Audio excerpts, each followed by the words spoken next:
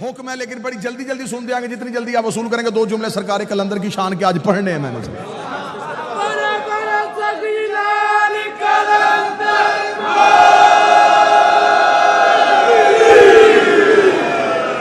गलत तारफ करवाया तुमने किसी का कि ये अली के तो दीवाने थे, ये मलंग होते थे, फकीर होते थे, गलियों में फिरते थे। गलियों में फिरने वालों का नाम नहीं। आओ मैं तुम्हें बताऊं, जिसके पास आले मोहम्मद की मोहब्बत हो, अमाल खुद उसका तवाफ करते हैं। वल्लाबा हुसैन, मैं मिंबर की बुलंदी पे कह रहा हूं, हरफों का सामन होके कह रहा हूं। अगर किसी के अंदर आले मोहम्मद के बग़्ज़ की निजासत हो, जितनी मर्जी इबादत करे। ऐसा ही है जैसे शराब के गिलास में पानी, बर्तन निजस हो, पाक चीज भी डालो नापाक हो जाती है।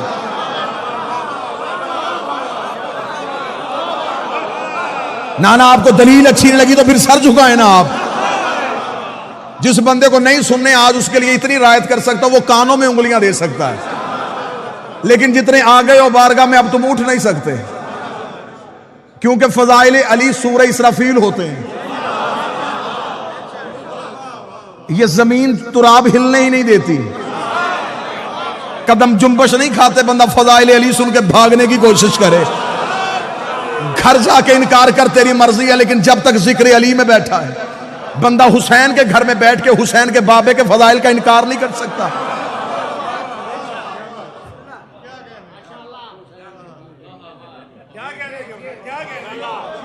फजीलत का इनकार नहीं। इन ये अस्माए जिन्हें लोग समझते हैं ये फकीर हैं, ये मलंग हैं, ये दीवाने थे अली के नौकर, बस शियों ने पकड़ लिया। बहलोल दीवाना, कलंदर दीवाना, फकीर।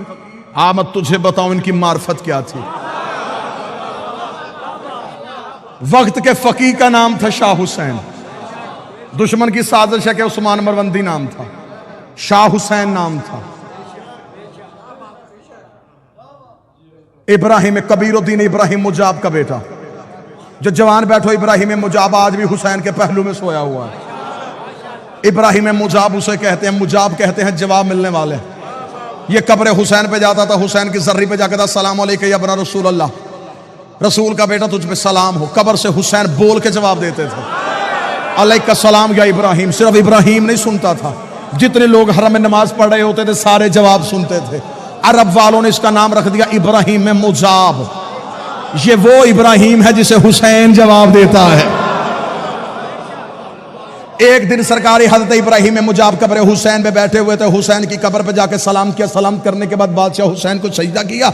इमाम हुसैन की आवाज आई, जा इब्राहिम वापस चला जा, मैं तुझे एक बेटा अता करूंगा, मैं तुझे एक बेटा अता करूंगा, मैं तुझे एक बेटा अता करूंगा जो जाफर तैयार के परों का सदका पर पाएगा और जन्नत में परवाज करेगा, जमाना उसे शहबाज कहेगा।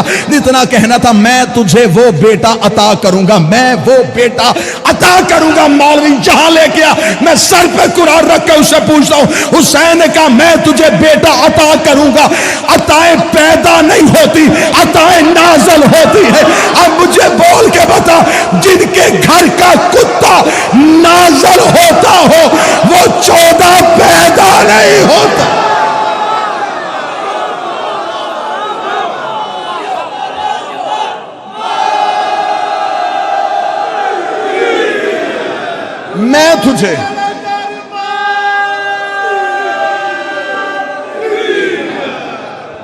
मैं तुझे बेटा अता करूंगा।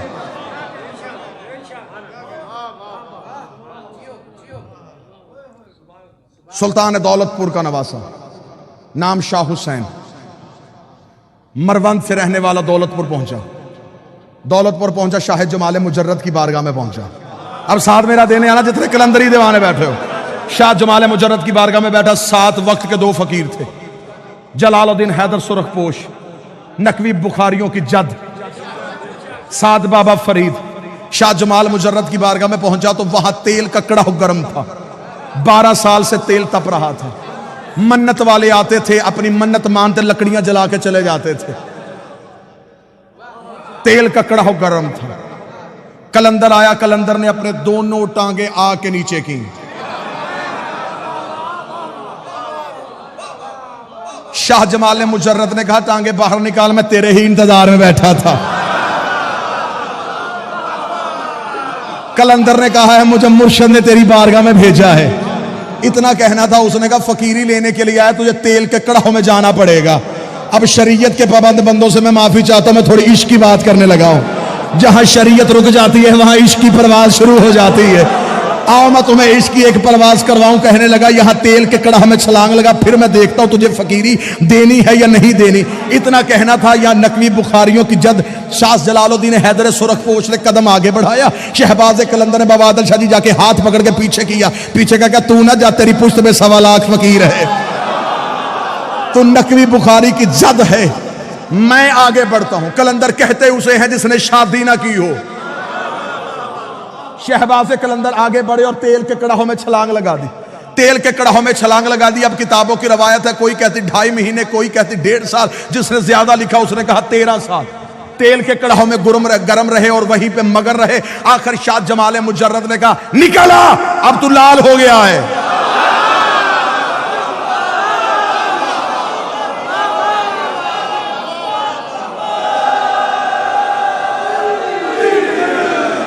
सार उठाए वो बंदा जिसने फकीर के सामने घुटने टेके हैं। बाबा आदिल शाह जी सरदार आगा अली जान वक्त का बहुत बड़ा फकीर था। आपने उसकी दहलीज से ज़दारी सीखी है। आओ जितने फकीर से ज़दारी सीखते रहे हो, जिन्होंने वक्त के फकीर के हाथों से अब्बास का आलम थामा है, निकल बाहर तू लाल हो गया है। कलंदर का बाहर आना था, या खानगाह में दरख्त के पत्तों से आवाज आई, हाजा कलंदर, हाजा कलंदर, हाजा कलंदर, हाजा कलंदर। सारी कायनात के फकीर इकट्ठे किए गदीर की याद में।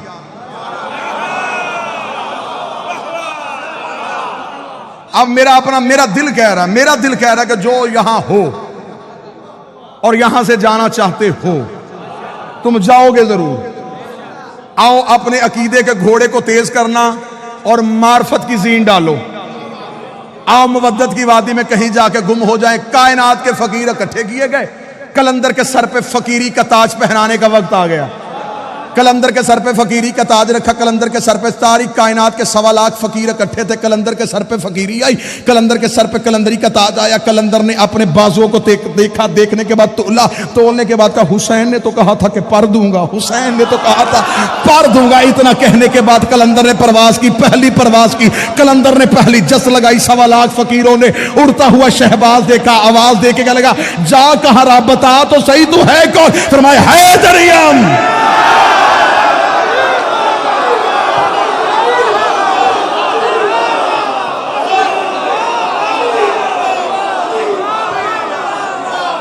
इजाजत देना, मैं सारे शेर पढ़ना चाहता हूं। जाफरी साहब वो पढ़ना चाहता हूं जो जमाने ने छुपाए हैं।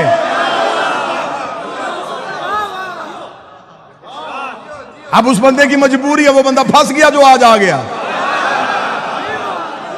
अब यहां से छोड़ू, शायद कल हम आधे रह जाएं। जो आए हो तुम तो लेके जाओ, मैं तो वक्त के इमाम के सामने शर्मिंदा ना हूं। कलंदर ने परवाज की, पहली परवाज की, पहली जस्त लगाई। 1.25 लाख फकीर की आवाजें कौन है? फरमाया हैदरियम, कलंदरम, मस्तम। अगली परवाज की उन्होंने कहा अपना तारफ करवा, बंदाए मुर्तजा अली हसन।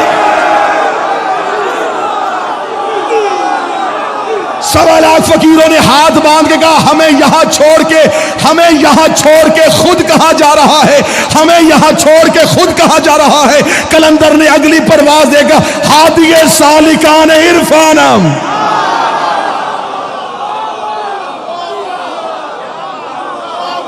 मैं इरफान की गली के रहने वालों का हादी हूं। उन्होंने कहा रुतबा क्या मिला? कलंदर ने अगली जस्त लगाई, परवाज बुलंद करके कहा कलंदरिए बस्तम ब कमारे बंदम। कलंदरी मैंने अपनी कमर के साथ बांधी हुई है। अगली परवाज हुई, उन्होंने कहा अपना मजहब बता के जा, तेरा मजहब क्या है? कलंदर ने अगली परवाज देखा, चहारदा तन शफी इसे आना। 14 के अलावा गुनाहगारों की शफाअत करने वाला कोई नहीं।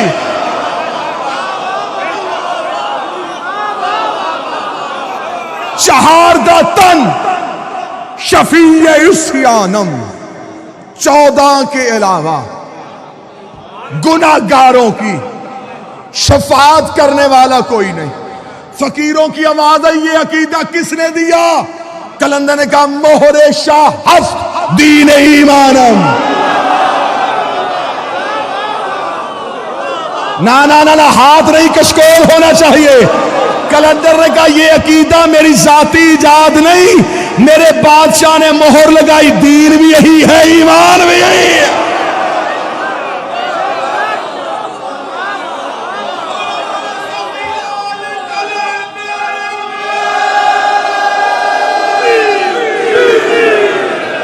कहां गए वो बंदे जिन्होंने कहा था कलंदर सुनाए? अब सर नीचा नहीं करना, सर ऊपर करना। अगर पूरा कलंदर सुनना चाहते हो, आओ मैं तुम्हें कलंदर के शेर सुनाऊं। उन्होंने कहा तू इबादत किसकी करता है? कलंदर ने अगली परवाज दे के कहा रोजो शब मन हमी ख्वानम, रोजो शब मन हमी ख्वानम, रोजो शब मन हमी ख्वानम। मैं दिन और रात एक ही बात करता हूं। उनका कौन सी? उसका बगैर चहारदा नामी दानम, मैं 14 के अलावा किसी को जानता ही नहीं।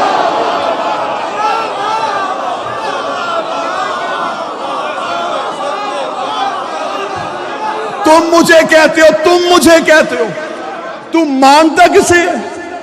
मैं 14 के अलावा किसी को जानता ही नहीं।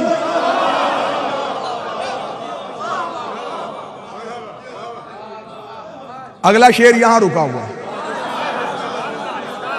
कि बड़ा हुक्म फरमाए, उगलू या निगलू? कमजोर दिल वाले अफराद से माजरत। बाबा आदर शाह जी जितने सही बैठो, सही बेगम साहब इजाजत दीजिएगा। मैन साहब अगला शेर कलंदर का ना हो,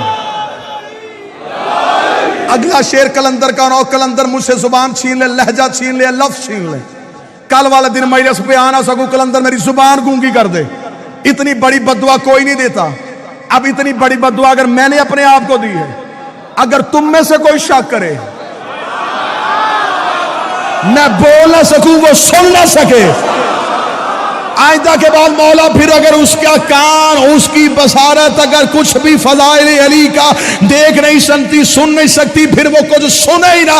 इतना कहना था या 1.25 लाख फकीरों की आवाज आई, कलंदर हमें इतना तो बता, इतना तो बता, तेरा अकीदा क्या है, तेरा अकीदा क्या है? कलंदर ने अगली परवाज दे के कहा मम बगैर अली ना दानिस्तम, मैं अली के बगैर किसी को नहीं जानता। अली अल्लाह अजल अवल गुफ्तम, मैं पहले दिन से एक ही बात जानता हूं, या अल्लाह है या अली है।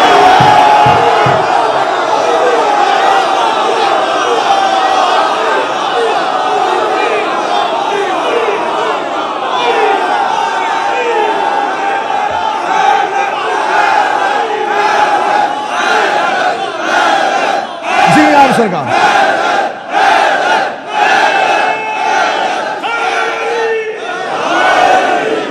बस बस जो यहीं पे गुफ्तगू तमाम करते कलंदर ने परवाज़ें शुरू की। कलंदर ने कहा हैदरियम कलंदरम मस्तम बंदाए मुर्तदा अली हस्तम चहारदा तन शफीए इस्यानम मोहरे शाह हस्त दीन ईमानम बगैर चहारदा हस नामिदानम रोज़े अल्लाह अल्लाह अज अवल गुफ्तम। ये कह के कलंदर परवाज़ें बढ़ाता गया, बढ़ाता गया, बढ़ाता गया, बढ़ाता गया। कलंदर इतना ऊपर चला गया कि अर्श की चौखट पे जाके कलंदर का माथा लगा। फरिश्तों ने आता हुआ कलंदर देखा, आता हुआ शहबाज देखा। उनका फरिश्ते हम हैं पर तेरे पास है, मलाइका हम हैं परवाज तेरे पास है। तू फर्श से अर्श पे क्या लेने आ रहा है? बता, रुक रुक रुक, यहीं पे रोक के बता तू कौन है? कलंदर का पेशवाए तमाम रिंदानम। उन्होंने कहा जमीन पे देख। कलंदर को नजफ में अली की कब्र नजर आई। कलंदर का जिस्म कांपा, अपने बरों को समेटा, जमीन पे गोता लगाया, अली की दहलीज पे मुंह के बल गिर के कर साग कुए शेर यज़्दा।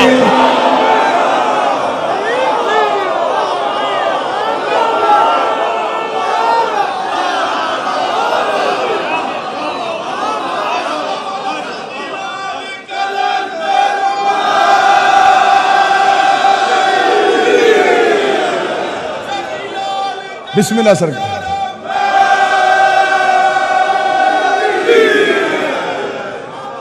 अर्श की चौखट से फरिश्तों ने कहा तू वहां आ रहा है, हम वहां जा रहे थे, तू कहां? कलंदर ने कहा मैं तो प्रवास पे हूं। उन्होंने कहा जमीन पे देख। जमीन पे चमकता हुआ दुर नजर आया, नजफ में अली का रोजा नजर आया। कलंदर का जिस्म कांपा, परों को समेटा, जमीन पे गौता लगाया, दहलीज पे गिर के था सग कुए। दर का नहीं, गली का।